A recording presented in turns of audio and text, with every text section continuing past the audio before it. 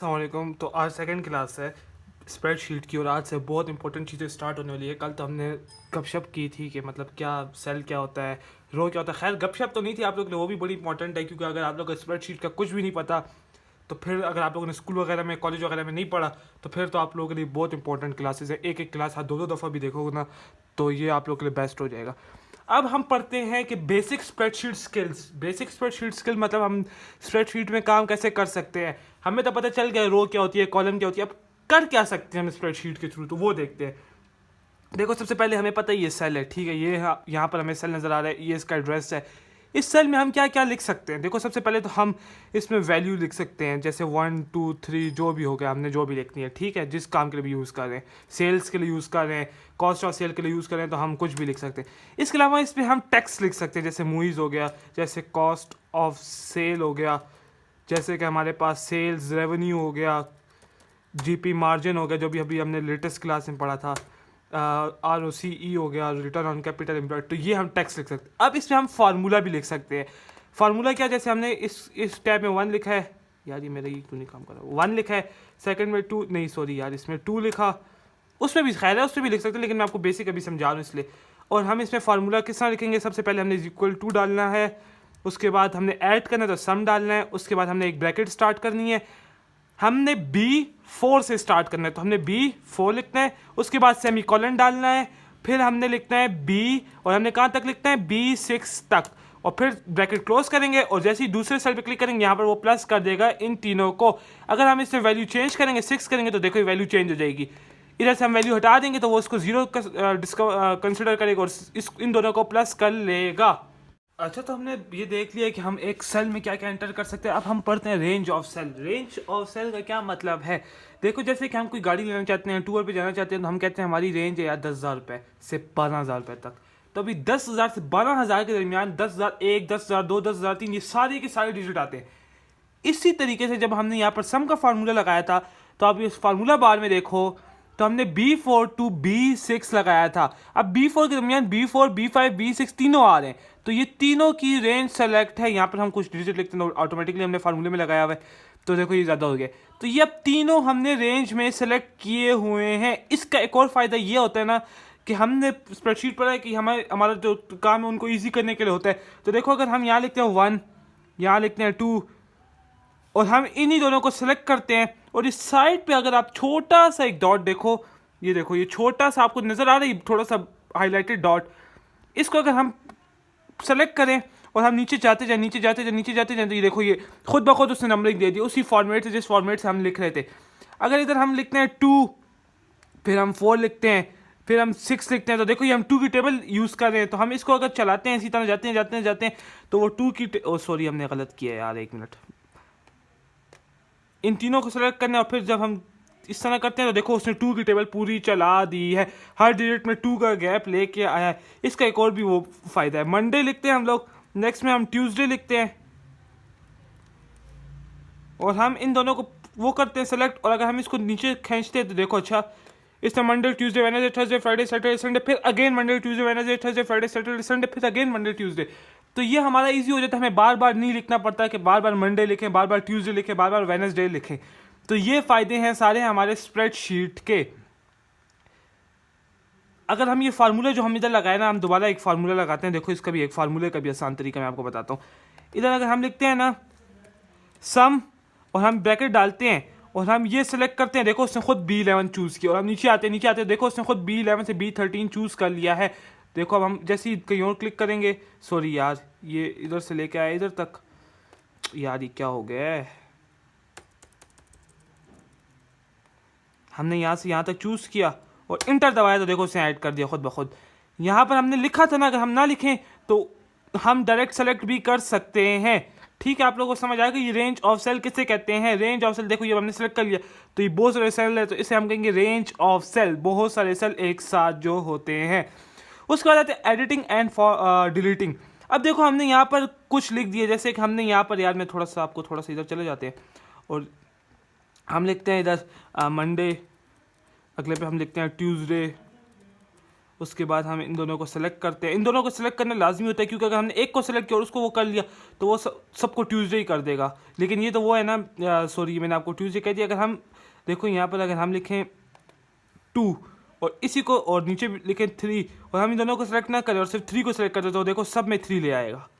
ये तो क्योंकि डेज है, इसमें वो इतना उसका जो AI है, आर्टिफिशियल इंटेलिजेंस, वो इतना वो है कि वो खुद ब खुद डेज़ को निकाल लेता है। देखो अच्छा, ये खुद ब खुद डेज़ कर लेता है। लेकिन अगर हम यहाँ पर नंबरिंग करें ना, नंबरिंग, और यहाँ पर 5 लिखें, सॉरी यार यहाँ 5 लिखें, तो देखो अच्छा, अगर हम दोनों को सिलेक्ट नहीं करेंगे और सिर्फ 5 को खींचेंगे तो 5 5 करेगा। लेकिन अगर हम इन दोनों को सिलेक्ट करके खींचेंगे तो देखो 4 5 6 7 8 9 कर दिया। इसलिए ये चीज़ें थोड़ा सा इसका ख्याल रखना पड़ता है। और डिसएडवांटेज यही है कि अगर ख्याल नहीं रखोगे तो मसला आ सकता है।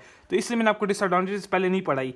अच्छा, हमने ये कर लिया, इसके आगे हमने सेल्स देख ली कि सेल्स हुई 1000 की, यहाँ हुई 2000 की, यहाँ हुई 1500 की, यहाँ हुई 1700 की। अब हमें जब ऑडिट हो रही है, इंटरनल चेक हो रहा है, तो हमें पता चला कि यार ये जो सेल्स की वैल्यू है ये हमने गलत लिखी है। अब ये तो स्प्रेडशीट की एक फ़ाइल बनी हुई है और आगे सबमिट हुई हुई है। अब अगर हम इसको क्लिक करते हैं, ठीक है, और यहाँ पर रेडी आ जाता है, इसका मतलब है हम इसमें अब एडिट कर सकते हैं। हम इसके अंदर ना इसको डिलीट दबा देते हैं और इसके अंदर एडिट कर लेते हैं कोई भी फिगर, या हम इस फार्मूला बार में आते हैं और फार्मूला बार में उसको हटाते हैं और जहाँ से हमने चेंज करना हो, जो करना हो, जो भी लिखना हो, जो भी एडिट करना हो, हम कर सकते हैं। ये तो हो गया। अब हम इधर आए और हमने कहा यार थर्सडे को छुट्टी थी, थर्सडे को हमने गलती से लिख दिया, अब इसको डिलीट कैसे करें? तो हम थर्सडे पे क्लिक करते हैं। यहाँ पर हमारे पास, या तो हम, अगर मैं आपको दिखा सकूँ, कीबोर्ड में हम डिलीट दबाते हैं तो देखो उधर से डिलीट हो गया, और इसके डेटा को भी हम आगे डिलीट दबाते हैं तो वो डिलीट हो जाएगा, ठीक है। लेकिन अगर हम इस तरह नहीं करना चाहते तो इसका एक और तरीका भी है, वो बैक स्पेस है, बैक स्पेस से हम करते हैं तो बैक स्पेस से डिलीट हो जाता है, ठीक है। तो वो आसानी से डिलीट हो जाता है। यार ये कैमरा ही मेरा सही नहीं हो रहा, हाँ चलो हो गया। इसी तरह हम डिलीट कर सकते हैं बहुत ईजीली। अच्छा, अब हम देखते हैं कि हम थोड़े फार्मूले पढ़ते हैं कि सम कैसे करेंगे, माइनस कैसे करेंगे, डिवाइड कैसे करेंगे, मल्टीप्लाई कैसे करेंगे, एवरेज कैसे लेंगे, एक रेंज ऑफ डेटा, या मतलब जो इस तरह ये थोड़ा सा डेटा लिखा है इसमें हम ये कैसे देखेंगे कि इसमें हाईएस्ट नंबर कौन सा है, लोएस्ट नंबर कौन सा है, इसकी एवरेज क्या है। तो अब हम ये देखते हैं। देखो अब हम लिखते हैं 2, इधर लिखते हैं 3, इधर लिखते हैं 4, इधर लिखते हैं 5। अगर हमने इसको प्लस करना है तो हमें पता है हम लिखेंगे सम, ब्रैकेट डालेंगे, उसके बाद हमने इन सबको प्लस करना है तो हम डालेंगे B12, फिर हम सेमीकोलन डालेंगे, फिर हम लिखेंगे B और यहाँ तक प्लस करना है तो B15, और जब ब्रैकेट क्लोज करेंगे और इंटर दबाएंगे तो हमारे पास ये सब प्लस हो जाएंगे। अब इसको करने का एक और तरीका भी है, हम इसको देखते हैं, सम लिखते हैं और जैसे ही ब्रैकेट खोलते हैं और हम ये कंट्रोल दबा के जैसे ही B12 पे प्लस करते हैं और उसको नीचे थोड़ा सा खींच लेते हैं B5 तक और हम इंटर दबाते हैं तो उससे फिर प्लस कर दिया, ठीक है। इसका एक और तरीका भी है, इसको हम वापस, ओहो ये क्या किया मैंने, एक मिनट। इसका एक और तरीका ये है कि यहाँ पर देखो फार्मूला बार में आते हो तो यहाँ पर ऑटो सम के ऊपर क्लिक करो तो सम है, तो यहाँ पर जैसे ही आप सम क्लिक करते हो वो ऑटोमेटिकली रिकॉग्नाइज कर लेता है, यहाँ पर कौन से ऊपर जो जितने डिजिट्स होते हैं उनको रिकॉग्नाइज कर लेता है। हम इसको भी दबा के प्लस कर सकते हैं। वो हम ये 14 क्यों कर दिया इसने, हमने जब किया था तो 16 क्यों आ रहा था, एक मिनट में चेक करूँ, वो कोई मुझसे वैल्यू तो रिमूव नहीं हुई, अच्छा नहीं सही है, वो मुझसे कोई वैल्यू चेंज हुई है गलती से। 14, इसने भी 14 निकाल लिया है। हम जिस भी मेथड से करेंगे वो 14 निकालेगा। यहाँ से सम से करें तो उसने देखो रिकॉग्नाइज किया, एंटर दबाएं तो 14 हो जाता है। अब हमने ना 2 को मल्टीप्लाई करना है 5 से, तो किस तरह करेंगे, हम इज इक्वल टू दबाएंगे, हमें पता है हर फार्मूला इज इक्वल टू से शुरू होता है। हमने क्या करना है, D12 सेल का नेम क्या है, D12, इधर हम क्लिक करें तो हमें इधर नजर आ जाता है कि यार ये क्या बकवास है। यहाँ पर हमने असल में फार्मूला बार खोल लिया ना, तो इसलिए वो कर रहे हैं। हमें पता है हमने D12 को मल्टीप्लाई करना है D15 से, ठीक है। तो हम क्या करेंगे, इज इक्वल टू डालेंगे, यार इज इक्वल टू डालेंगे एक दफ़ा, उसके बाद हम क्लिक करेंगे हम लोग। जैसे ही हम इस पर क्लिक करेंगे कंट्रोल दबा के तो इसने खुद रिकॉग्नाइज कर लेना है D12 को। अगर आप नहीं करना चाहते तो आप खुद लिख भी सकते हो D12। उसके बाद क्या दबाना है, हमने मल्टीप्लाई करना है, तो हमने ये वाली फिगर दबानी है। यार ये कहाँ चला गया, ये देखो ये छोटी सी जो हैश होती है जो मल्टीप्लाई के लिए आप यूज़ भी करते हो, ये जो आप लोगों से गलती से रॉन्ग टेक्स्ट आता है, किसी को मैसेज रॉन्ग टेक्स्ट चले जाता है, आप जब ऑटो करेक्ट करके उसको लिखते हो और साथ जो एक हैश टाइप चीज़ दबाते हो वो है, ठीक है, स्टार। उसके बाद जिससे मल्टीप्लाई करना है हमने या तो कंट्रोल दबा के उसको क्लिक कर देना है, या अगर इस तरह नहीं करना तो आप खुद लिख सकते हो डी, और इस सेल का क्या वो है D15 नाम है इसका, सेल का नेम क्या है D15। जैसे इंटर दबाओगे खुद ब खुद मल्टीप्लाई करेगा, 2 5 10, ठीक हो गया। आपको मैंने ये भी बता दिया। अब डिवाइड करना है तो इसी तरह इक्वल टू दबाओगे, अब डिवाइड करना है आपने 4 को 2 पे, तो 4 का क्या है D14। अब डिवाइड करने के लिए ये वाली लाइन यूज़ होगी, आपको पता होगा डिवीजन के लिए मोबाइल लैपटॉप पे ये लाइन यूज़ होती है। और डिवाइड हम करना है D12 पे, तो उसको क्लिक करोगे तो आपके पास डिवाइड हो जाएगा। सॉरी इस पे यार ये क्या हो रहा है, ये क्यों हो जाता है। D12 पे तो इंटर दबा दोगे तो आपके पास 2 आ गया, 4 डिवाइडेड बाई 2 तो 2 आंसर आ गया। आप इस पर क्लिक करो तो आपको यहाँ पर फार्मूला भी नजर आता है, क्या फार्मूला लगा हुआ है। आप यहाँ पर फार्मूले को चेंज भी कर सकते हो, यहाँ से कर लो, तो अगर आप लोग नए हो तो यहाँ से कर लो, जब प्रैक्टिस हो जाए तो आप लोग और कहीं से कर लेना। आप D13 को डिवाइड करना चाहते हो, D13 जैसे इंटर दबाओगे तो आपके पास यहाँ पर डिवीजन के बाद वैल्यू आती है वो आ जाएगी। इसके बाद आप लोग इस सेल को फिर रिमूव करो। अब मैं आपको दिखाता हूँ कि अब एवरेज कैसे निकालेंगे। अब इन सब फिगर्स की हम एक एवरेज निकालना चाहते हैं। एवरेज किस तरह निकलती है, इन सब फिगर को प्लस करके डिवाइड बाय जितने फिगर है उतना ही नंबर से डिवाइड कर देते हैं। जैसे कि ये 4 फिगर्स है तो 2 + 3 + 4 + 5 डिवाइडेड बाय 4 करते हैं। लेकिन यहाँ पर अगर आप आते हो ऑटो सम में और एवरेज पे क्लिक करते हो तो देखो उसने खुद ब खुद एक एवरेज निकाल दी है, ठीक है। अगर आप सेलेक्ट नहीं करते और आप लोग यहाँ पर क्लिक करते हो और इस पर क्लिक करते हो एवरेज, तो खुद उसका AI कह देगा कि इन चीज़ों की एवरेज निकालनी है। अगर हाँ तो ठीक है एंटर दबा दो। अगर आपने यहाँ पर किसी और चीज़ की एवरेज लेनी है, एक मिनट, तो आप लोग यहाँ पर फार्मूला चेंज कर लो। आप लोग D13 से लेना चाहते हो, मतलब D12 की एवरेज नहीं लेना चाहते, D13। तो जैसे ही इंटर दबाओगे तो उसने 4 ले लिया। अब इसमें ये D12 शामिल नहीं है और यहाँ पर देखो एक एरर भी आ रहा है, ये कहता है फार्मूला ओमिट्स एडजेसेंट सेल, मतलब ये कह रहा है कि ये सेल हमने ऐड नहीं किया, तो ये वैसी फार्मूला एरर दे रहा है। इसको आप इग्नोर कर सकते हो, कोई मसला नहीं है इसमें, ठीक है। ये सिर्फ आपकी अंडरस्टैंडिंग के लिए एरर दे रहा है। इसके बाद अगर आप लोग देखना यार ये क्यों ऑटो सम मैंने गलती से क्लिक कर दिया। ऑटो सम मीन वो डायरेक्ट सम निकाल लेता है। तो अब आप लोग करना चाहते हो कि ये कितने नंबर है टोटल। अब ये तो हमने 4 नंबर लिखे हमें नजर आ रहे हैं। अब देखो ये कितने ज़्यादा नंबर है। अब हम इसको एक एक करके क्या गिनेंगे कि कितने नंबर है। हम डायरेक्ट इस पर क्लिक करते हैं और काउंट नंबर्स कर लेते हैं तो हमें नज़र आ गई 17 नंबर है टोटल। 17 नंबर है। अब आप गिन लो 1 2 3 4 5 6 7 8 9 10 11 12 13 14 15 16 17, ठीक है। ये आपको नज़र आ गया 17 है टोटल नंबर। आपको अच्छा मैं एक और चीज़ बताऊँ, अगर आपने यहाँ पर कोई चीज़ दी है ना, जैसे एवरेज ले लिया इसकी, अगर आप इसमें कोई वैल्यू चेंज करोगे 6 करोगे तो देखो एवरेज खुद ब खुद चेंज हो गई। आप कोई भी जो फार्मूले के अंदर जो डिजिट्स हैं ना उनको चेंज करोगे तो ये खुद ब खुद एवरेज जो फार्मूला है वो चेंज होता जाएगा। तो ये भी एक फ़ायदा होता है हमारा मैनिपुलेट करने पर, डेटा कैलकुलेशन में ये हमारी हेल्प करता है स्प्रेडशीट, कि हमें बार बार फार्मूले में वैल्यू चेंज ही करनी पड़ती, बस हमें खाली वो सेल में चेंज करनी है और फार्मूला ऑटोमेटिकली चेंज हो जाएगा। क्योंकि फार्मूले में ऑलरेडी हमने ये सेल का एड्रेस डाला हुआ और सेल के एड्रेस में जो वैल्यू होगी वो वही यूज़ करेगा, तो वो खुद ब खुद आपको फार्मूला अपडेट कर लेगा। तो ये हो गया, हमारे फार्मूला भी हो गए। इसके बाद आते हैं हमारे पास, समझ गया ठीक है चलो मैं आप, इसके बाद हमारे पास आता है कॉपी और कट और पेस्ट। अब आप चाहते हो कि जो थर्सडे आपने इधर लिखा हुआ है ना वो इस जगह पे भी आ जाए, ठीक है। डेटा में कभी कभी यूज़ करना होता है कि यहाँ पर जो डेटा लिखा है वो इस जगह पे भी आ जाए। तो आप इस थर्सडे के सेल पे क्लिक करोगे और इस तरह क्लिक करोगे, राइट क्लिक ऑन माउस और कॉपी कर लोगे और यहाँ पर आओगे, देखो वहाँ पर एक जो सेल है उसके ऊपर राउंड कुछ चीज़ भी चलना शुरू हो गई है। आप कहीं और जहाँ पर पेस्ट करना है यहाँ पर ये फिर राइट क्लिक करोगे और पेस्ट कर दोगे तो यहाँ भी पेस्ट हो गया, ठीक है। ये ख़त्म हो गया काम। अब आप चाहते हो कि ये सैटरडे ये यहाँ से हट जाए और वहाँ आ जाए, तो आप यहाँ से वापस राइट क्लिक करोगे, कट कर लोगे। यार ये कट क्यों नहीं हुआ, सॉरी।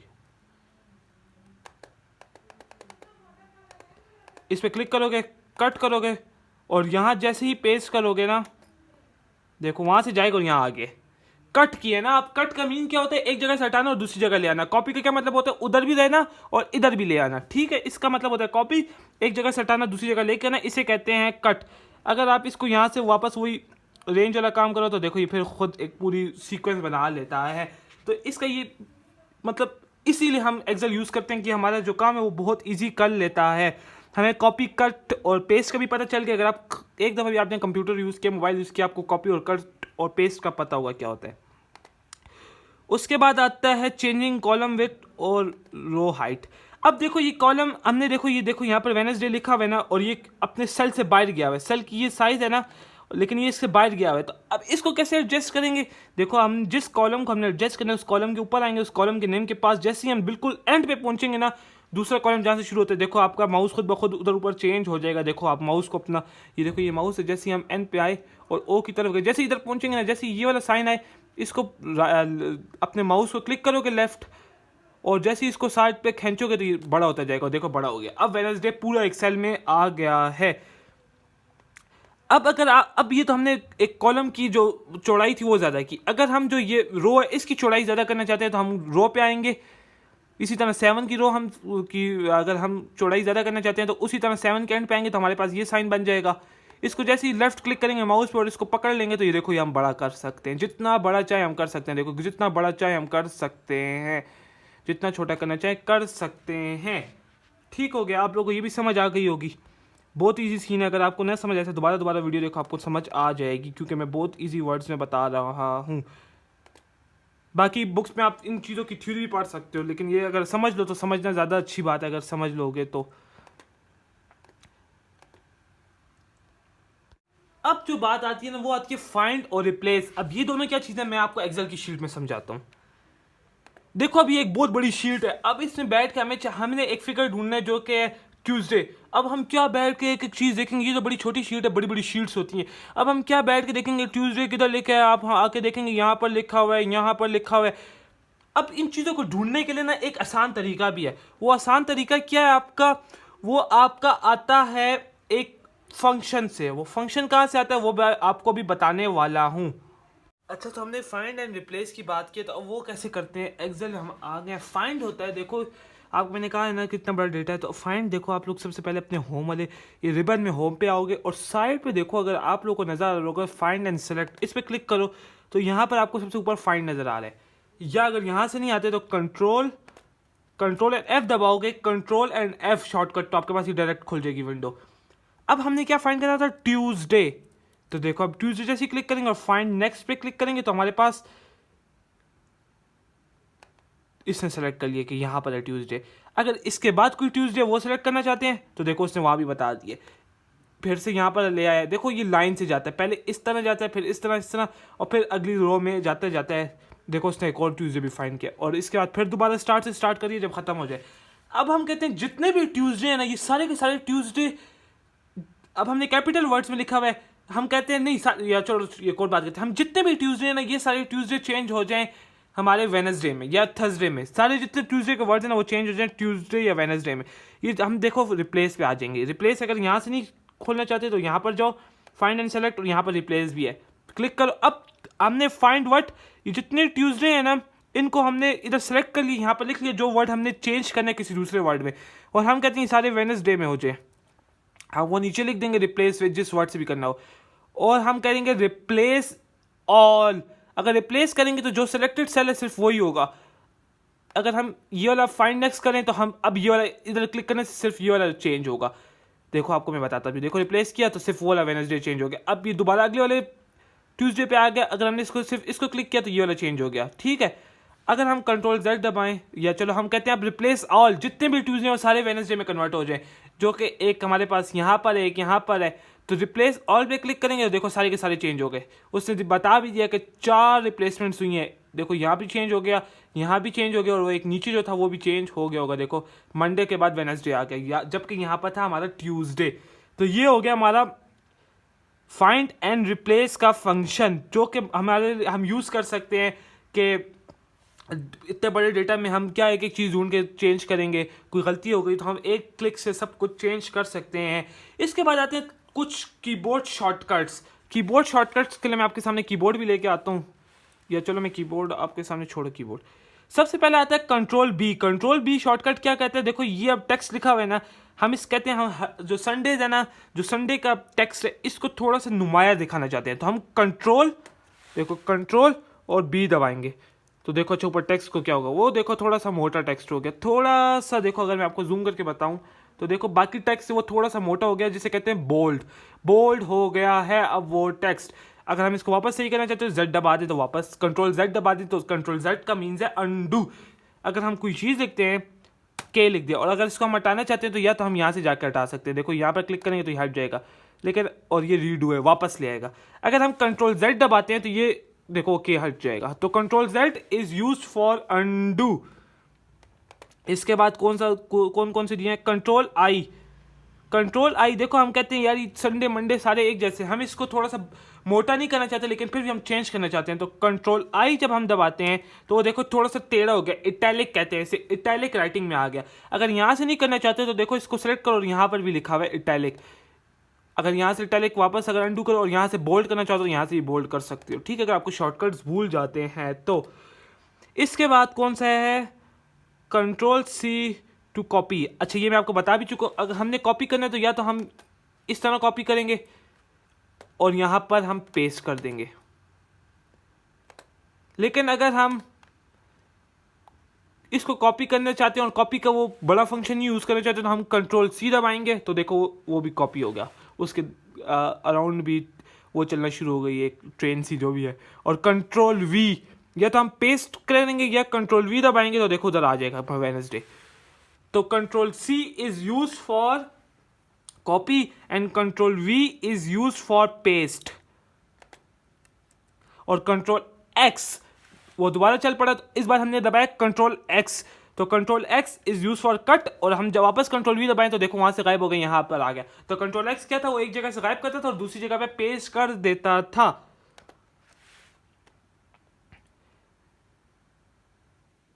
इसके बाद कंट्रोल P प्रिंट ऑप्शन, ये भी हमने कर लिया है। अच्छा हमने भी रेफरेंसेस पढ़ा था, सर्कुलर रेफरेंस पढ़ा था, जैसे कि देखो यार इस शीट में हमने पढ़ा था अभी रेफरेंसेस, कौन सा था कहाँ पर था, range of cell, sorry range of cell पढ़ा था।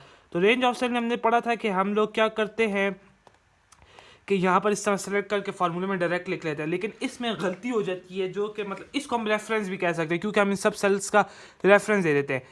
अब हम अगर लिखते हैं और सम का फार्मूला लगाते हैं और हम क्या करते हैं यहाँ से कंट्रोल दबा के जब सेलेक्ट करते हैं और गलती से अगर हम जिस सेल में फार्मूला है उसको भी साथ सेलेक्ट कर ले, देखो यहाँ तक हमने करना होता है, यहाँ भी सेलेक्ट कर ले और हम अपनी ब्रैकेट क्लोज करें और इंटर दबाएंगे तो देखो ये एक नोटिफिकेशन हमारे पास एक पॉपअप आ जाएगा जिसमें लिखा होता है सर्कुलर रेफरेंस वार्निंग। और देखो यहाँ पर नीचे जहाँ पर वो थी नीचे वाली बार थी, स्टेटस बार थी, वहाँ पर लिखा था सर्कुलर रेफरेंस पे प्रॉब्लम है और वहाँ पर उसने प्लस किए जब करने की बजाय 0 लिख दिया। अब इसको सही कैसे करेंगे, ये गलती हो जाती है इंसान से जब इंसान जल्दी जल्दी में काम कर रहा होता है। इसमें हमने क्या करना है, जस्ट हमने इस फार्मूला बार में जाना है और हमने क्योंकि H13 ही प्लस किया जबकि हमने H12 तक प्लस करना था, हमने जस्ट हमने H12 करेंगे तो देखो ये फार्मूला खुद ब खुद इसने सही कर दिया है। इसे कहते हैं circular reference error. Circular reference में कभी कभी हमारे पास ये एरर आ जाता है, यानी रेंज हमें सेलेक्ट, अगर हम गलती से रेंज गलत सेलेक्ट करेंगे तो उसमें ये मसला आ जाता है कभी कभी। अच्छा हम किस क्वेश्चन में थे यार,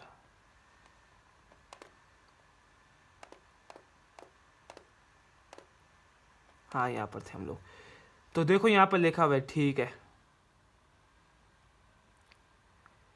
इसके बाद कहते हैं वैलिडिटी ऑफ फार्मूलाज, मतलब फार्मूलाज के वैलिड कैसे बनाते हैं, फार्मूला वैलिड कैसे होता है। जैसे मैंने आपको पहले भी एक चीज बताई थी, या थोड़ा जूम करके मैं आपको बता दूं, फार्मूला तब ही सही होगा जब उसके स्टार्ट में इक्वल टू का निशान होगा, इज इक्वल टू होगा।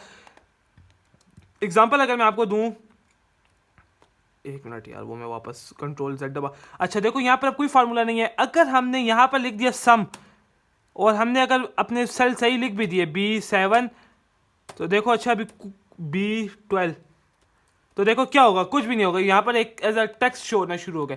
लेकिन अगर हम इसमें देखो, इसी में अगर हम यहाँ पर जाके इज इक्वल टू दबा दें, इज इक्वल टू लिख दे, तो सॉरी यार प्लस क्यों में हमेशा लिखते, इज इक्वल टू, देखो अच्छा अभी खुद ब खुद फार्मूला बन गया। एक मिनट यार,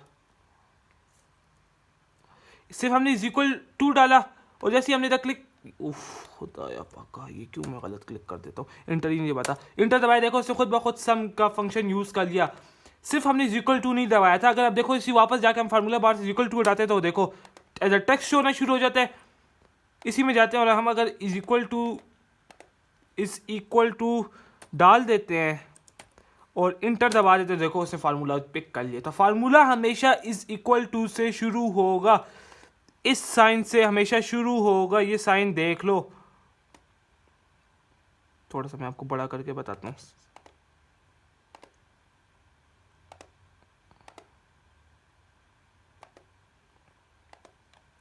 यार यहाँ पर मैंने इक्वल टू डाला हुआ इसलिए वो और कुछ हो ही नहीं रहा, और फार्मूले पिक करना शुरू हो गया।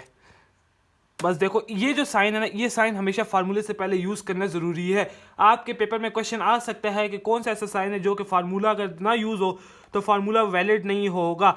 दूसरी बात कहता है कि जो रेफरेंस दे रहे हैं हम लोग, जैसे कि मैंने यहाँ पर आपको बताया था, हमने गलती से रेफरेंस गलत दिया तो उसने एरर दे दिया था, गलती से हमने गलत सेल सेलेक्ट कर लिया था, गलत सेल सेलेक्ट कर दिया था। तो वो अगर गलत सेल सेलेक्ट करेंगे तो वो हमारे पास सही फार्मूला नहीं बनेगा, वो फार्मूला काम ही नहीं करेगा। अगर हम इधर दोबारा मैं आपको बताऊं, यार एक तो इस एक्सेल में जब तक होना होना सही सम, अगर हम इधर लिखते हैं सम और हम ये रेफरेंस सेलेक्ट कर रहे हैं और हमने इसमें सम जिधर फार्मूला लगा उसको भी सेलेक्ट कर लिया और इस ब्रैकेट्स बंद किया, तो देखो अच्छा यहाँ पर एक एरर आया और इधर इसने एक वो दी और देखो यहाँ पर जीरो आ रहा, फार्मूला ने काम ही नहीं किया। लेकिन अगर हम थोड़ा सा वो करें और 13 इसको सही कर दे तो देखो फार्मूला काम करना स्टार्ट हो जाता है। एक गलती से ना, ये डिसएडवांटेज एक्सेल की, अगर आपकी छोटी सी गलती से ना पूरा आपका जो फार्मूला है वो गलत हो जाता है, तो फिर आपको ढूंढना पड़ता है और सही करना पड़ता है। फिर पेज में से बंद हो गया।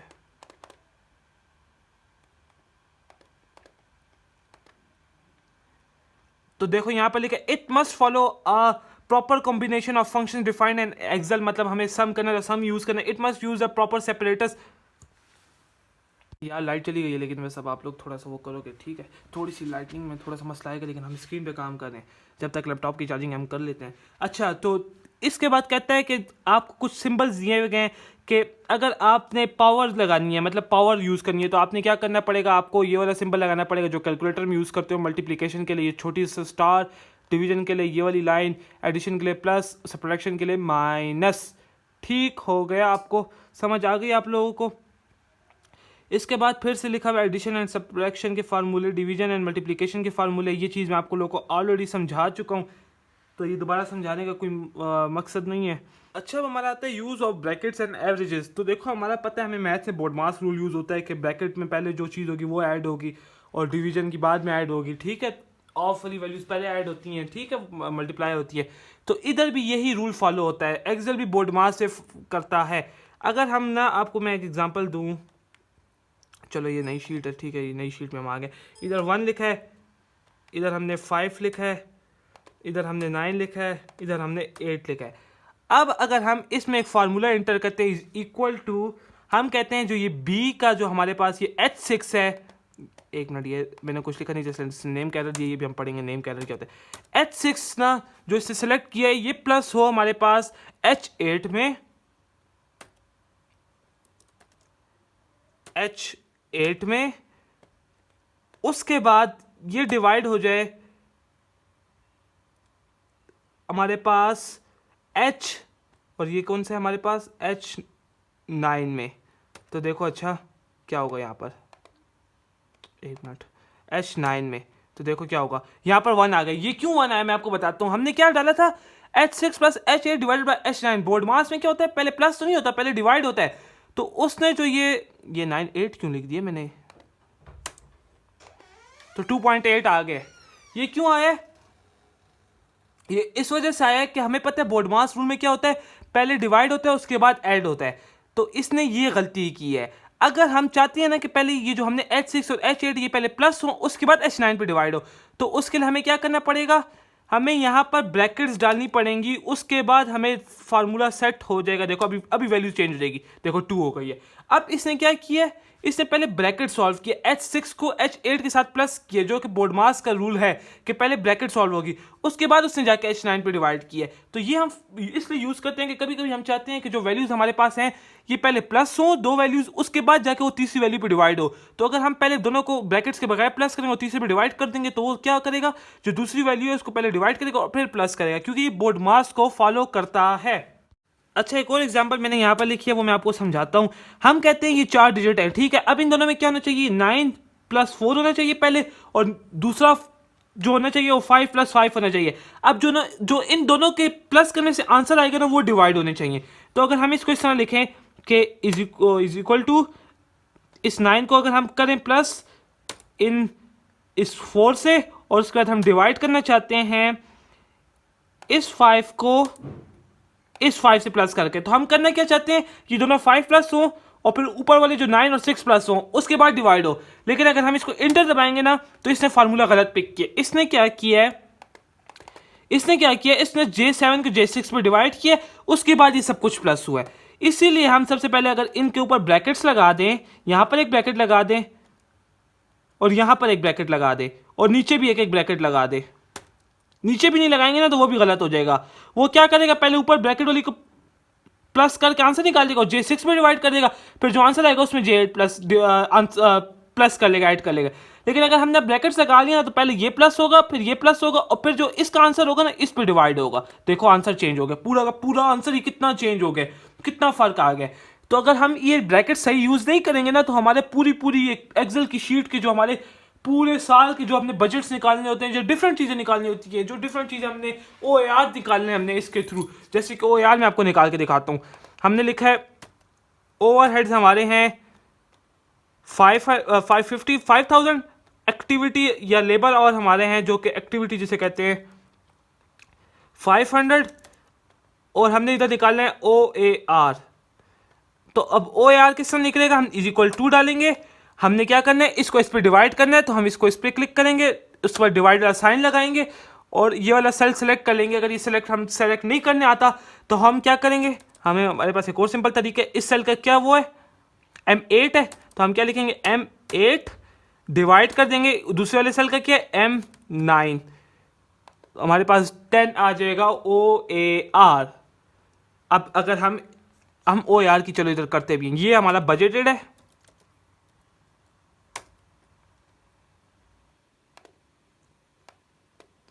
ये हमारा इधर एक्चुअल हम जो फॉर्मेट हमने सीखा था, एक्चुअल हमारे पास 44,000 आया है, एक्टिविटी 550 आई है।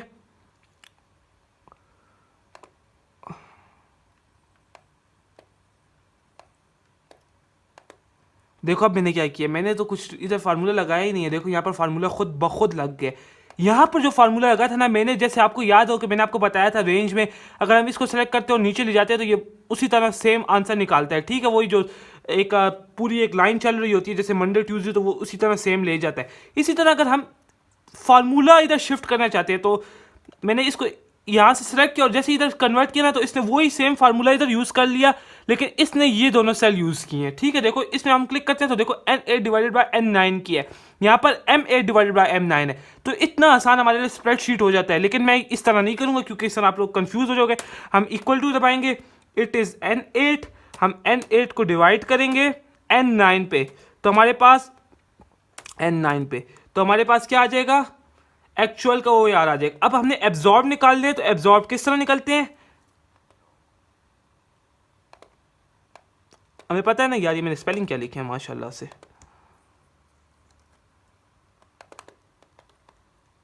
हमने चेंज करना है एब्जॉर्ब डबल B लिख दिया। एब्जॉर्ब का क्या फार्मूला होता है हमारे पास, =, हमने बजटेड OAR जो होता है या प्री डिटरमाइंड OAR जो होता है इसको मल्टीप्लाई करना होता है एक्चुअल एक्टिविटी से। तो वो किस तरह आता है, बजटेड OAR का क्या, इस वक्त हमारे पास सेल का रेफरेंस है, अगर हम इस पर क्लिक करें तो हमारे पास आता है M10, तो M10 लिखेंगे हम लोग। देखो अगर हम लिखे और हमने गलत लिखा होगा तो यहाँ पर सेल को सेलेक्ट कर लेते हैं, जिस कलर का यहाँ पर लिखा था उसी कलर पे वो सेल सराउंडिंग में क्लिक सेलेक्ट हो जाता है। तो हमें इससे कंफर्मेशन भी हो सकती है कि हमने सही किया कि नहीं। इसको हम मल्टीप्लाई करते हैं, मल्टीप्लाई का साइन लगाते हैं एक्चुअल एक्टिविटी से, तो एक्चुअल एक्टिविटी है N9। देखो हम यहाँ पर ग्रीन लिखा है तो इसने ग्रीन कलर का सेलेक्ट भी कर लिया। यहाँ पर थोड़ा जूम करके बताता हूँ, देखो इसने सेलेक्ट भी कर लिया। अब जैसे हम इंटर दबाते हैं तो इसने हमें पास एब्जॉर्ब OAR निकाल लिया है। अब हम कह सकते हैं कौन सा बड़ा है, ये बड़ा है ना एब्जॉर्ब, तो ये और एब्जॉर्प्शन हुई है, तो हम इस तरह बड़ी आसानी से चीज़ें निकाल सकते हैं। अब हमें निकालना है कि ओवर एब्जॉर्प्शन कितने पे हुई है, तो ओवर एब्जॉर्प्शन हमने किस तरह निकालनी होती है, डिफरेंस निकालना होता है। तो बड़ी वैल्यू क्या आ रही है हमारे पास, इसका सेल रेफरेंस हमारे पास O8 है, तो हम क्या करते हैं =, निकालते हैं और यहाँ पर लिखते हैं हमारे पास यार एक मिनट, यहाँ पर लिखते हैं और एब्जॉर्प्शन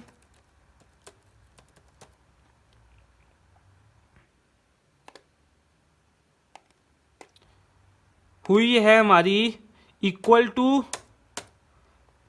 ये हमारे पास क्या है O8 हम लिख लेते हैं,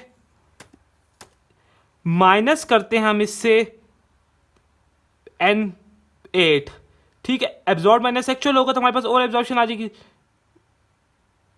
N8 होगा तो माइनस करेंगे तो हमारे पास और एब्जॉर्प्शन आ जाएगी, इंटर दबाएंगे तो हमें पता, तो यहाँ पर हमारे पास एक फार्मूले लगाने से हमें पता चल गया और एब्जॉर्प्शन कितनी हुई, और इतने ज़्यादा फार्मूले लगाने से, इतनी ज़्यादा कैलकुलेशन से हम बच गए।